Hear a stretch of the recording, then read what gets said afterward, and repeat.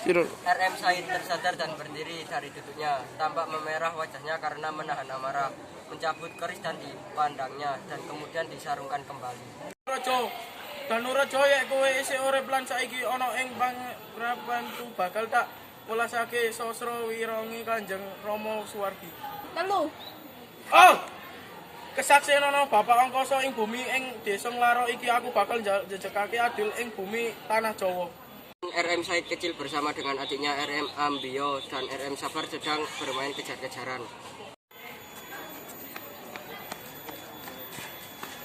Kakang Said, ayo banter-banter no.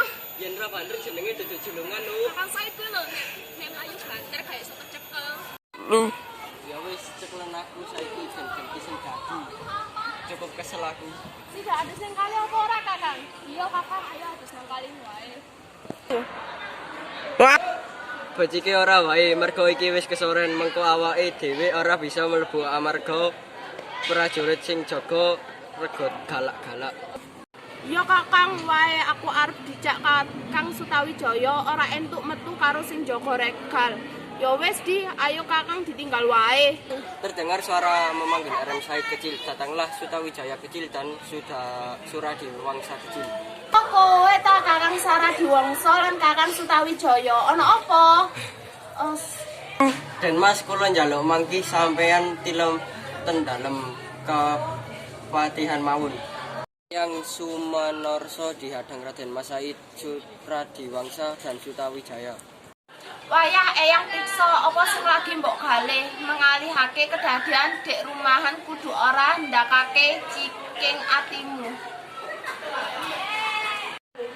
Inggih eyang mugi wayah tetep saged jejel lan kenong anggenipun nglambi menapa ingkang dados tekandiripun Gusti. Wayang eyang tetep bakal ngamping-ngamping wayah ana ing ngendi papan. Muga-muga eyang bisa nangani anggone wayah jumeneng nata.